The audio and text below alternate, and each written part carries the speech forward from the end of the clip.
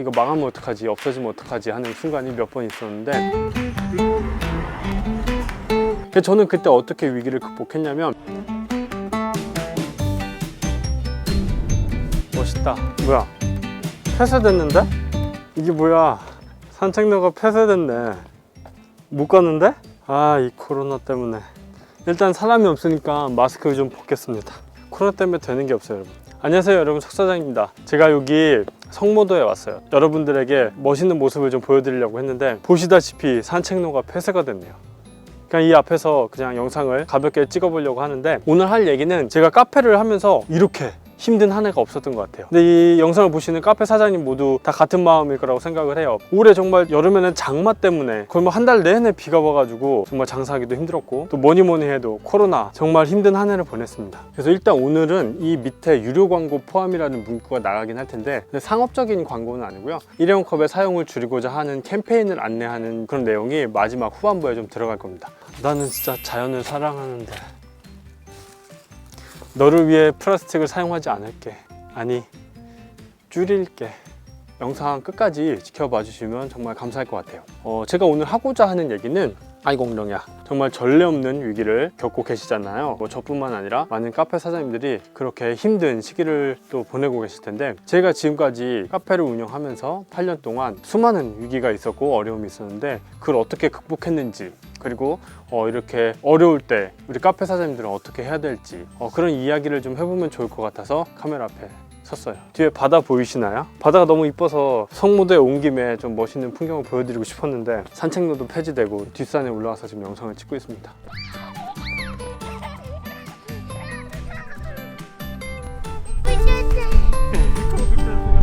제가 8년 동안 운영을 하면서 힘들었던 순간들이 몇 번 있었어요. 여러분들 저를 보시면 막 엄청 석사장 뭐 대단하고 전문가 같고 이렇게 보실 수도 있지만, 전혀 그렇지 않아요. 저도 카페가 막 이거 망하면 어떡하지, 없어지면 어떡하지 하는 순간이 몇 번 있었는데, 일단 첫 번째로는 카페 오픈하고 나서 처음, 그때는 정말 제가 카페를 뭐 6개월도 안 돼서 문 닫을 줄 알았어요. 예전에도 한번 제가 영상에서 언급하긴 했는데, 정말 아무것도 모르는 상태에서 카페를 오픈하고 나니까 원래 있던 손님들도 다 떠나가고 정말 하루에 점심값도 못 버는 그런 매출을 올린 적이 한두 번이 아니었습니다. 그때가 가장 큰 위기였어요. 그래서 저는 그때 어떻게 위기를 극복했냐면, 그래도 저는 그때 생각을 했던 게, 음료를 만드는 방법이나 레시피 개발하는 법 이런 걸 전혀 몰라서 정말 전국 맛집들, 맛있는 음료들, 유명한 음료들을 다 찾아갔었어요. 아인슈페너 맛있다고 하는 그 카페를 찾아서 부산까지 내려가서 그 아인슈페너를 먹어보고, 그 아인슈페너를 만들기 위해서 카페에서 막 수십 번도 테스트 해보고 이렇게 저렇게 해보면서 정말 그 잘하시는 분들 맛있는 음료를 따라하기 위해서 노력을 했습니다. 그래서 어느 정도 좀 자리를 잡아서 이제 카페를 운영을 계속 하게 됐죠.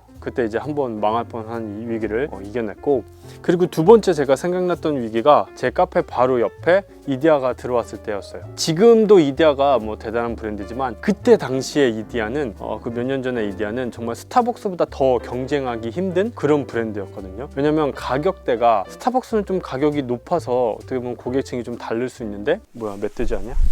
뭔 소리가 나? 멧돼지! 그런데 이디야는 가격대도 제가 하는 카페랑 가격대도 비슷하고 브랜드 인지도는 훨씬 더 높았죠. 저는 개인 카페니까.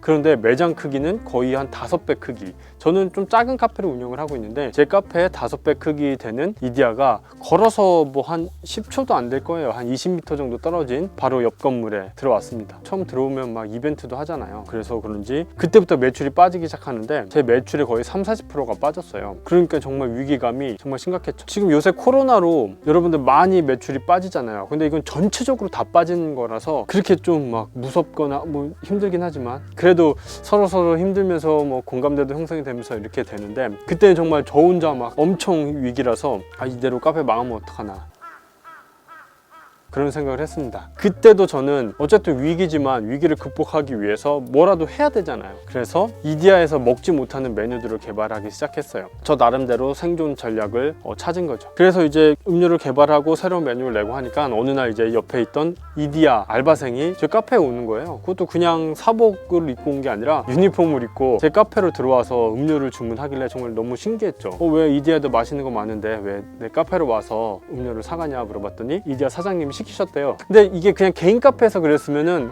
이게 무슨 스파인가? 뭐 이런 생각을 했을 수도 있는데, 이디야는 제 음료를 가서 먹어봐도 신메뉴를 낼 수가 없어요. 그래서 그냥 정말 좋은 의도로 정말 먹고 싶었구나 라는 생각을 하게 됐죠. 그런데 그 이후에는 이제 이디야 사장님이 같이 알바생들이랑 제 카페에 와서 음료를 사드시고 막 이러면서 이디야 카페 사장님하고는 이제 뭐 경쟁자가 아니라 그냥 지나가다 인사도 하고 막 이런 사이가 됐습니다. 어쨌든 여러분들 요새 힘드시잖아요, 그쵸? 너무 힘들다는 게 제가 체감이 되는 게, 이제 저도 가끔은 카페 매물이 나오는 그런 데 가서 카페 매물들을 한번 보는데 정말 카페 매물들이 많이 나와요. 그런데 더 심각한 거는 예전에 권리금을 받았던 매장들이 이제 권리금이 없이 권리금을 포기하고 이제 매장을 내놓는 데도 점점 늘어나고 있습니다. 그 얘기가 뭐냐면 그 카페는 계속 적자를 보고 있기 때문에 권리금을 아예 포기하고 매장을 빨리 처분을 해야 되는 그런 상황인 거죠. 그런 카페들이 점점 늘어나고 있습니다. 정말 카페 하기가 너무 힘든 그런 시기가 지금 시기인 거죠. 그런데 코로나로 전체적으로 힘든 건 맞지만 여러분, 어차피 코로나가 오지 않았어도 저처럼 옆에 정말 유명한 브랜드가 들어왔을 수도 있고, 아니면 요새는 워낙 개인 카페들도 잘하는 카페들이 많아서 내 카페 옆에 정말 그런 실력 있는 카페가 들어올 수도 있고, 아니면 다른 어떠한 그런 위기의 순간이 분명히 올 수밖에 없을 거라고 생각을 해요. 코로나나 뭐 이런 좀 특수한 경우도 우리가 예측 못한 그런 거긴 하지만 우리가 또 인생 살다 보면 마찬가지잖아요. 인생을 살다 보면 그런 어려움이 다가오듯이 우리가 카페를 운영하는 동안 그런 위기의 순간은 분명 다가옵니다. 저는 코로나가 그 중에 하나라고 그냥 생각을 해요. 그래서 많은 분들이 힘든 시기지만 이런 코로나의 위기를 또 기회로 삼으시는 사장님들도 분명 계시거든요. 그 중에 하나가 이제 배달로 많이 변경을 하시더라고요. 이제 홀 매출보다는 배달이 워낙 잘 되고 대세가 되니까 홀 매출보다 배달 매출이 더 많이 나오는 카페들도 생기고, 오히려 아예 그냥 홀이 없이 그냥 뭐 간판도 거의 없이 구석자리에서 배달 전문으로 하는 그런 카페들도 생기고 있어요. 그리고 얼마 전에는 이제 스타벅스도 배달 시장에 진출을 한다는 그런 뉴스를 본 것 같은데, 아직까지는 뭐 공식적으로 스타벅스에서 진출을 하겠다고 말한 건 아니지만 어느 정도 그 시장이 가능성이 있는 걸 보고서 그런 이야기가 나왔다고 생각을 합니다. 그래서 카페도 점점 이렇게 변화가 되는 것 같아요. 예전에 우리가 혼자 집에서 사무실에서 믹스커피를 먹던 그런 문화가 이제 카페에 가서 즐겼다면, 이제 다시 카페에 가지 않고 뭐 사무실이나 집에서나 배달로 시켜 먹는 또 그런 카페 문화나 커피 문화가 점점 변화가 되고 있는 것 같아요. 그래서 제가 오늘 말씀드리고 싶은 거는, 계속 이렇게 세상이 변화가 되고 있는데 우리 카페 사장님들도 좀 변화하고 적응하는 그런 좀 유연함이 필요하다고 생각을 합니다. 그래서 저도 아까 말씀드렸다시피 제가 운영했던 8년 중에 올해가 가장 정말 힘든 한 해였어요. 그래서 저도 좀 변화가 있어야 되겠다는 생각을 해서 이번에 메뉴를 다시 한번 수정을 하기로 했습니다. 글씨 잘 쓰는데? 그렇죠. 내가 쓰면 되게 삐뚤빼뚤해져가지고 기본적으로 그림을 좀 잘 그려요.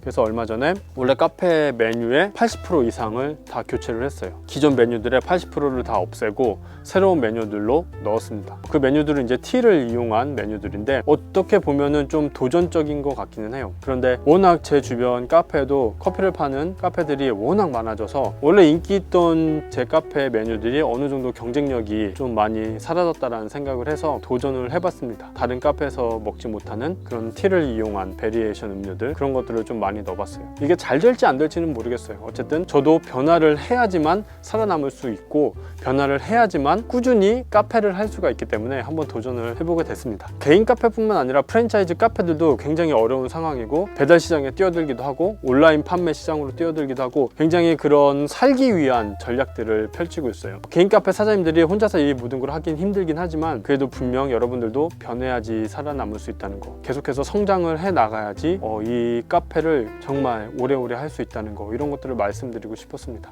그래서 제가 코로나 막 되게 거창하게 이런 얘기를 하고 위기의 순간 이런 얘기를 했지만 여러분들에게 구체적으로 어떻게 그런 방안을 드리지 못해서 좀 죄송하긴 한데, 어쨌든 제가 드리고 싶은 말씀은 개인 카페 사장님들이 계속해서 발전을 해 나가고 적응을 해 나가야 된다. 제가 이번에 카페쇼에 갔을 때도 좀 많은 그런 변화들을 보게 됐거든요. 그래서 계속해서 이런 변화들을 민감하게 반응을 하시고 여러분들도 유연한 생각을 가지시고, 옛날 옛날에 내가 잘 됐기 때문에 이거를 고수해 나간다 이런 거보다는 변화되는 세상에 맞춰서 내 생각도 유연하게 좀 변화를 하실 필요가 있겠습니다.